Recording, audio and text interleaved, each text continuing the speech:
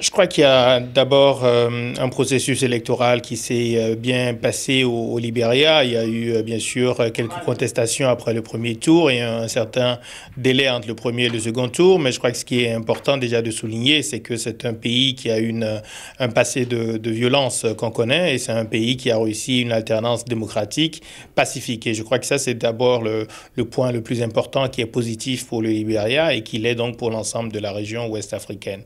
Ensuite, l'élection de George Weah, je crois aussi que c'est intéressant parce qu'on a effectivement un président qui a un profil assez différent du profil habituel des chefs d'État. C'est quelqu'un qui est une star du football. Mais je crois aussi qu'il ne faut pas le réduire seulement à ce passé-là, puisqu'en réalité, il a quand même cessé de jouer au football depuis presque 2 décennies et qu'il s'est investi très tôt dans le champ politique et dans le champ également des actions, disons, sociales dans son pays. Donc c'est quelqu'un qui a montré depuis toujours un attachement à son pays et qui a décidé de mettre sa popularité en tant que joueur au service d'un engagement politique. Maintenant, je crois qu'il faut se souvenir que lorsque Mme Sirleaf a été élue, elle était la première chef d'État élue sur le continent et avait également énormément d'enthousiasme. Donc je crois qu'il faut maintenant se garder des illusions. C'est un élément intéressant. Évidemment, maintenant, il faut voir quelle sera la capacité de George Weah à faire face aux défis qui sont immenses dans un pays comme le Libéria.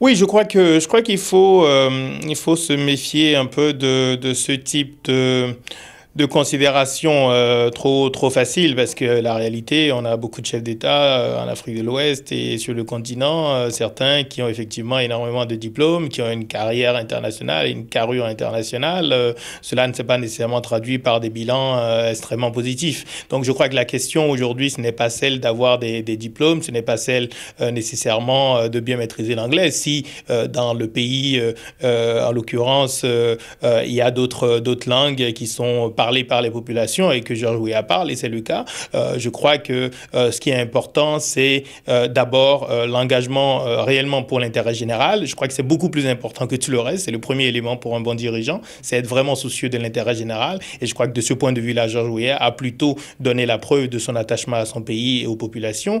Et le deuxième élément, c'est effectivement la capacité, cette fois-ci, de faire des choses, de transformer le pays. Et ça, c'est vrai, ça demande des compétences au niveau du leadership, mais ça demande surtout une capacité à bien s'entourer. Et ça, George Weah peut le faire. Il n'y a aucune garantie qu'il le fera bien, mais je crois que au départ, il n'a pas moins de chances qu'un autre de pouvoir, disons, prendre les bonnes décisions au niveau de son entourage, au niveau du gouvernement, mais aussi au niveau de l'identification de la méthodologie de réforme. À nouveau, c'est un pays qui est très faible d'un point de vue institutionnel et un président, fût-il compétent, fût-il brillant, s'il n'a pas une administration qui soit également capable de faire des choses, il ne va pas produire des résultats. Donc je crois qu'aujourd'hui, le véritable défi pour George Weah, c'est celui-là. Il ne faut pas oublier, c'est un système où il y a aussi une vice-présidente, et c'est un système où il y a un Sénat, il y a des institutions politiques qui ont un rôle à jouer et le président n'a pas, disons, toute latitude pour faire ce qu'il veut, contrairement peut-être à d'autres systèmes.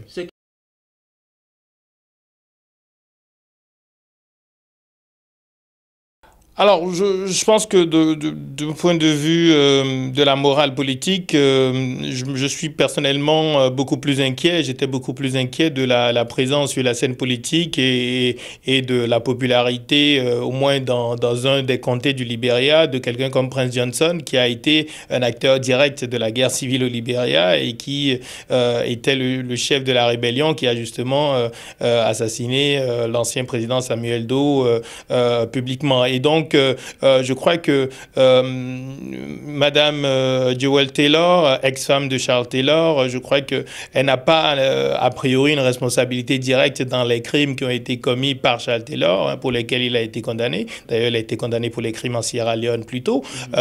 Et Madame Taylor, d'abord, c'est son ex-femme. Et je crois que là aussi, il ne faut pas réduire la vice-présidente maintenant du Libéria au fait qu'elle est l'ex-femme de Charles Taylor. C'est quelqu'un qui a aussi aussi une actrice politique, elle est sur la scène politique libérienne depuis des années, et même si effectivement elle garde des contacts avec Charles Taylor, on le sait, cela ne veut pas dire qu'elle est instrumentalisée par Charles Taylor et qu'il y a un lien entre la carrière politique de son ex-mari et sa propre carrière politique. Je crois qu'il faut le voir de manière inverse. Est-ce qu'on se serait posé la même question si on avait pas une ex-femme mais un ex-mari d'eux? Est-ce qu'on réduirait, disons, la personne simplement à une ancienne, à sa vie personnelle finalement? Donc pour moi, ce qui est le plus important aujourd'hui, à nouveau, c'est la capacité de l'équipe constituée par George Weah et par Madame Taylor, leur capacité à impulser une dynamique différente au profit du pays, avec un attachement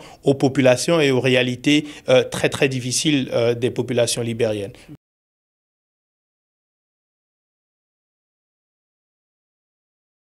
Je dois dire que je suis personnellement, je trouve assez embêté par cette question parce que je trouve qu'elle montre une ambivalence au niveau des populations dans la région, au-delà de l'espace politique. Je crois que cela montre bien qu'il y a une sorte d'hésitation dans nos pays à, disons, donner plus d'importance au signal qu'on donne pour les gouvernants et à l'exigence qu'on formule à l'égard des dirigeants par rapport à cette envie peut-être d'être généreux, d'être compréhensif et de mettre la réconciliation et l'apaisement devant toute chose. Moi, je suis un peu embêté parce que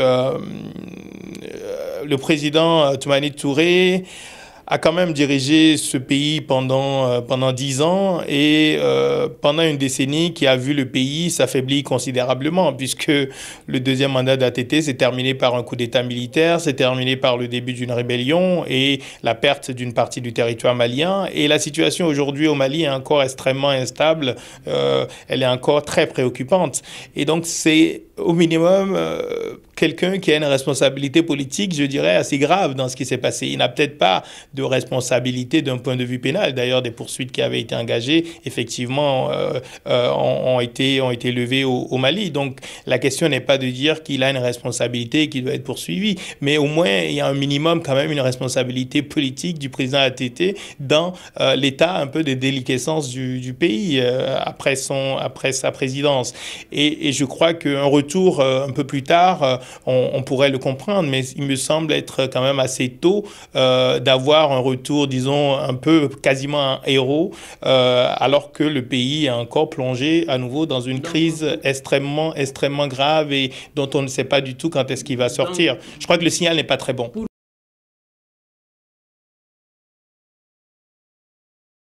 À nouveau, c'est un point de vue personnel. Je crois que c'est une question qui fait débat et je crois que c'est une question qu'on doit mettre en débat parce que ce n'est pas simplement dans le cas de l'ATT, mais je crois que de manière générale, il y a un peu une tendance à dire, dans un premier temps, à accuser de tous les maux des dirigeants et puis 1 ou 2 ans plus tard, déjà, on oublie tout et on met le besoin d'apaisement, disons, au-dessus de toute chose. Pour moi, ce qui est important, c'est quand même aussi les signaux qu'on donne aux gouvernants et à nouveau l'exigence que les populations formulent à leur endroit. Si on peut être président et finalement, quel que soit l'état dans lequel on laisse le pays, il n'y a aucune conséquence, on peut conserver le confort matériel, on devient un partenaire politique qu'on appelle par exemple au soutien lors d'une élection. Je crois que c'est un signal qui est extrêmement ambivalent et je crois que dans ces conditions-là, il est difficile de tirer toutes les leçons des crises que nous connaissons dans nos pays. Je ne veux pas simplement parler du Mali, mais c'est vraiment la question de la responsabilité politique, la question de l'impunité. Je crois qu'elle est centrale et elle est importante pour l'avenir de nos populations. L'enjeu, il est là. L'enjeu, ce n'est pas simplement le bien-être, la liberté, le bien-être, le confort matériel de personnalités politiques. L'enjeu, c'est ce qu'on donne comme signal pour l'avenir. Et de ce point de vue-là, je suis effectivement un peu embêté par, disons, la manière manière dont, en si peu de temps, le président, on semble oublier un peu quand même que le pays est dans une situation extrêmement préoccupante et qu'il y a quand même une faillite de la gouvernance qui est en partie, évidemment, pas entièrement, mais en partie attribuable au président ATT, qui par ailleurs est quelqu'un qui suscite plutôt de la sympathie, et c'est pas le pire des chefs d'État que la région ait connu, mais ça n'enlève rien au fait qu'à nouveau, il a une responsabilité politique qui me semble être énorme.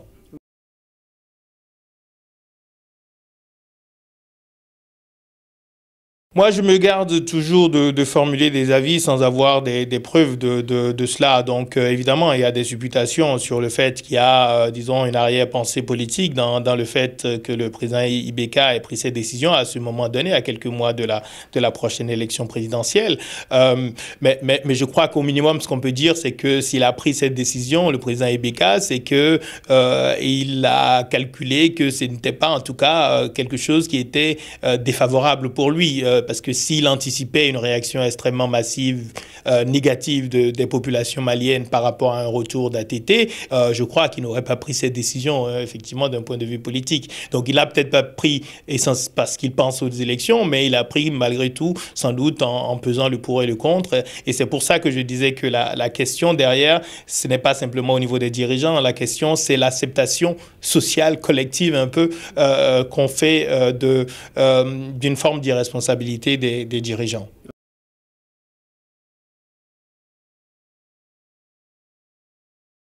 Je pense qu'il y a une situation sécuritaire qui est clairement préoccupante et comme je le disais, elle ne s'est pas améliorée malgré la réaction qu'il y a eu en 2012 au Mali, la présence militaire française, mais aussi, il ne faut pas l'oublier, la présence militaire des États de la CEDEAO, hein, qui aujourd'hui sont sur le terrain au sein de la mission des Nations Unies pour le Mali et qui payent un prix élevé à ce combat très difficile dans le nord du Mali.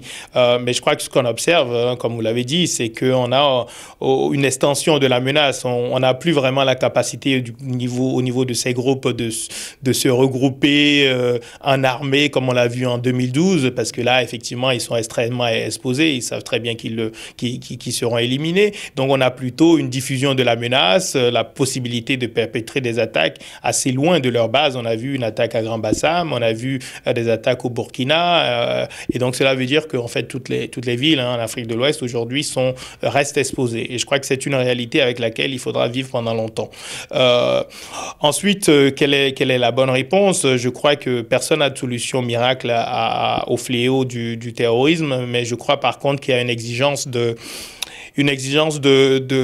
complexité dans la manière dont on réagit et une exigence également de pensée prospective sur le long terme. C'est-à-dire que dans la manière dont on veut réagir à un problème, il ne faut pas créer les conditions pour aggraver le problème dans la longue durée. Donc, en voulant répondre dans l'immédiat, on peut créer les conditions pour une dégradation de la sécurité sur une plus longue durée. Et ce que moi je crains pour l'Afrique de l'Ouest, ce sont, disons, ces décisions sur le plan militaire qui sont prises sans consultation au plus haut niveau et qui permettent aujourd'hui une militarisation, notamment extérieure de la région, qui peut effectivement être contre-productive. Plus vous allez avoir de présence, notamment occidentale, militaire, plus vous avez également le risque que, au fond, le terrain d'affrontement entre ces puissances grandes et moyennes et leurs ennemis se déplacent en fait vers notre région. Et je crois qu'il faut éviter cela. Il faut que nos gouvernants consultent les institutions déjà avant de prendre des décisions extrêmement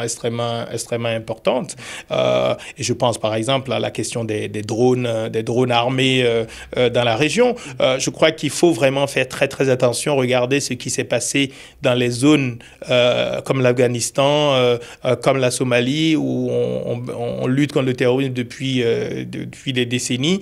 Regarder où est-ce qu'on en est et voir que les réponses qui ont été apportées d'un point de vue militaire ont souvent été contre-productives. Je crois qu'il ne s'agit pas de répliquer ce type de réponse dans notre région et que nous avons la responsabilité en Afrique de l'Ouest, nos dirigeants ont la responsabilité, nos populations ont la responsabilité et nos élites, même si j'aime pas trop le terme, ont la responsabilité de concevoir des réponses qui soient adaptées à notre situation et adaptées aussi au fait que nous n'avons pas simplement la menace terroriste, nous avons également d'autres menaces sécuritaires, politiques et beaucoup d'autres priorités, la santé, l'éducation. Donc tout ce que vous investissez dans la lutte antiterroriste et dans l'appareil militaire, c'est ce que vous n'investissez pas ailleurs. Donc nous devons, nous, établir nos priorités et choisir les moyens que nous utilisons pour protéger les populations et nos pays de cette menace terroriste.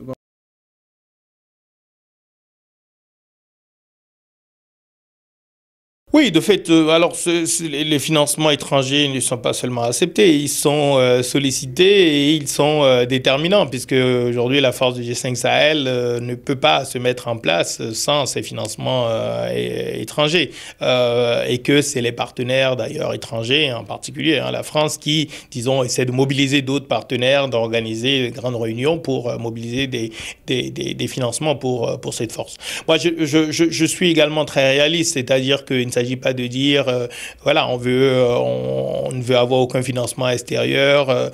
Nous sommes malheureusement dans des états de fragilité tels et de manque de ressources que cette dépendance extérieure, il faut travailler à la réduire, à ne pas créer les conditions pour l'approfondir, mais il est très clair aujourd'hui que cette dépendance, on ne peut pas brusquement s'en passer.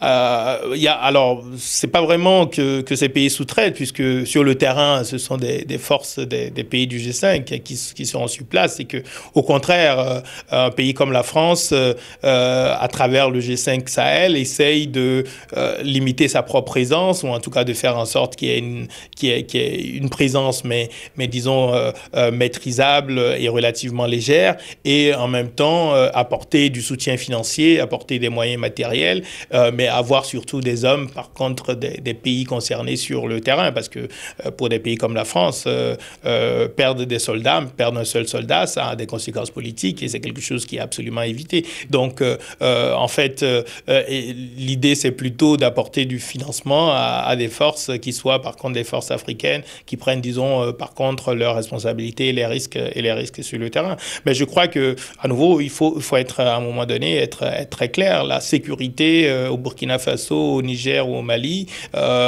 c'est d'abord le problème de ces pays-là et de la population et de la région.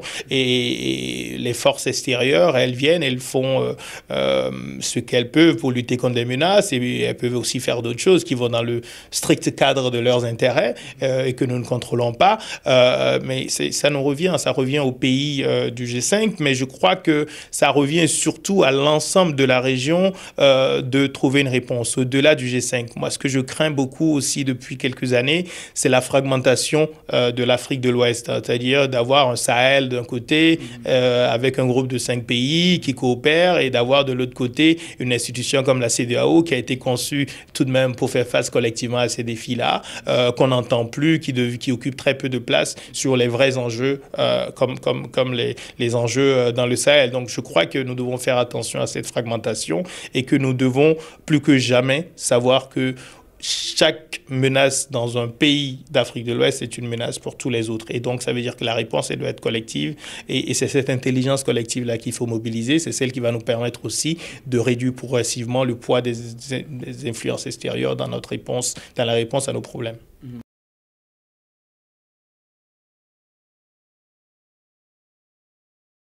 Alors, c'est aussi un sujet sur lequel j'ai une réflexion qui n'est pas nécessairement la réflexion dominante. Pour moi, la question que pose la demande d'adhésion du Maroc, elle n'est pas d'abord économique, elle est politique. Il y a bien sûr une dimension économique qui est importante, c'est celle qui est discutée dans les médias, mais je crois qu'il ne faut pas oublier que la CEDEAO, comme son nom ne l'indique pas, est une organisation organisation à vocation politique et aussi sécuritaire, qui a construit des protocoles, qui a construit des institutions dans le domaine de l'harmonisation, disons, des normes politiques. Et pour moi, la première préoccupation par rapport à une adhésion du Maroc, c'est celle-là. C'est-à-dire, il y a des points sur lesquels il y a une incompatibilité sur le plan des principes de convergence constitutionnelle entre les textes actuels de la CEDEAO et le Maroc. Le Maroc est un royaume, c'est une monarchie constitutionnelle. Moi, je n'ai pas de point de vue sur le régime politique du Maroc. Je crois que c'est une monarchie constitutionnelle qui fonctionne et qui n'est pas remise en cause par les populations marocaines. Et donc, ce n'est pas ça le sujet. Par contre, dans les principes de convergence constitutionnelle de la CEDEAO qui sont dans le protocole de 2001, la laïcité par exemple et donc la neutralité religieuse de l'État est un des éléments de ces principes-là. Et donc ce n'est pas le cas du régime politique au Maroc. Et donc là déjà il y a quand même un point qui est extrêmement important. Est-ce que l'entrée signifie, disons, qu'on va avoir, disons, du deux poids deux mesures, un certain nombre de principes que certains pays pourraient ne pas suivre? Est-ce que c'est la CEDEAO qui va s'adapter au régime des nouveaux entrants? Je crois que c'est une question qu'il faut se poser. La deuxième préoccupation qui est au moins aussi importante, c'est celle de l'effet boule de neige. C'est-à-dire que si on ne précise pas un critère tout de même géographique pour l'appartenance à une communauté régionale comme la CEDEAO, qu'est-ce qui va ensuite permettre à la CEDEAO de ne pas accepter d'autres demandes d'adhésion venant de l'Afrique du Nord ou venant de l'Afrique centrale. Donc, ça ne pose pas un problème, puisqu'on va vers l'intégration africaine, mais tout de même, l'architecture de l'Union africaine repose sur des communautés qui sont identifiées par des espaces géographiques donnés. Donc, si la CEDEAO, finalement, a vocation à s'élargir, elle devient l'Union africaine. Donc, ça n'a pas vraiment de sens de le faire. Et je crois que si on ne fait pas attention à ça, on risque aussi d'avoir dans notre région très vite des problèmes. Parce que si vous avez le Maroc qui adhère, si vous avez l'Algérie qui a une frontière pour le coup, avec le Mali, il y en a deux d'ailleurs, je pense, avec les pays de la CEDEAO, avec le Mali et avec le Niger, l'Algérie serait tout à fait légitime également à entrer. Alors la Tunisie, et donc après, on risque d'importer aussi des problèmes qu'on connaît sur le plan politique entre un pays comme le Maroc, par exemple, et l'Algérie. On risque d'importer ce type de problème dans la communauté ouest-africaine. Je crois qu'on n'en a pas besoin. Donc, moi, ma position n'est pas une position hostile au Maroc. Au contraire, c'est un pays qui, sur le plan économique et sur le plan de la gouvernance, sur le plan stratégique surtout, a énormément de leçons à donner, je dirais, aux pays de la CEDEAO. Ils ont une stratégie africaine, ils ont une stratégie économique qui déploie sur tous les plans. Je crois qu'on devrait s'inspirer de cela en Afrique de l'Ouest et on peut le faire dans le cadre d'un partenariat stratégique. On peut tout à fait collaborer et je crois que le Maroc est le premier investisseur dans la zone et c'est quelque chose qui est tout à fait positif. Ils sont dans une dynamique de coopération qui est appréciable, mais je crois qu'il y a des différences qui sont tellement importantes qu'il vaut mieux aller vers un partenariat stratégique très avancé entre le Maroc et la CEDEAO plutôt qu'une adhésion comme État membre parce que, comme je l'ai dit, cela pose énormément de problèmes.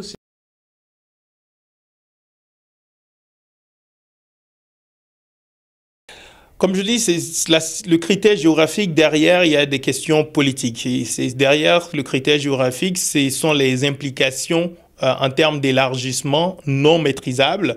Et lorsque vous avez une organisation comme la CEDEAO qui n'est pas totalement consolidée, qui a besoin de réformes institutionnelles, c'est pas à ce moment-là qu'on élargit. Lorsqu'on a des processus d'élargissement d'une organisation, il faut d'abord déjà qu'elle soit suffisamment forte et consolidée. Je crois que la CEDEAO n'est pas suffisamment consolidée d'un point de vue institutionnel. On voit à chaque fois les batailles lorsqu'il faut désigner un nouveau président à la commission ou simplement pour déterminer le nombre de commissaires.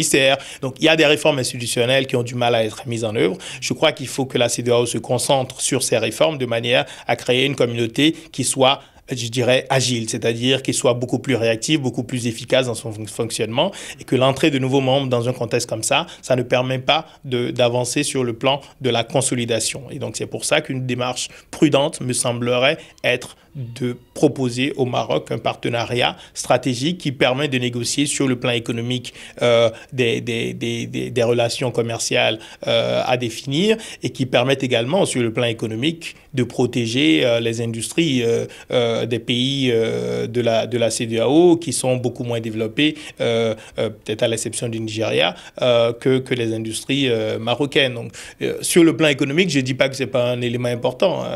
Comme vous le savez, il y a beaucoup de patronats dans la région qui ne sont pas d'accord parce qu'ils craignent justement d'être un peu absorbés, phagocytés par l'économie et les entreprises marocaines qui ont toujours le soutien derrière d'un État qui est organisé et qui est stratégique. Donc, je crois que sur le plan économique aussi, il y a vraiment un intérêt à avoir plutôt une approche pragmatique de négociation, de partenariat permettant des transferts de compétences et permettra au Maroc de prouver, disons, sa volonté d'accompagner les pays de la CEDEAO dans leur progrès économique.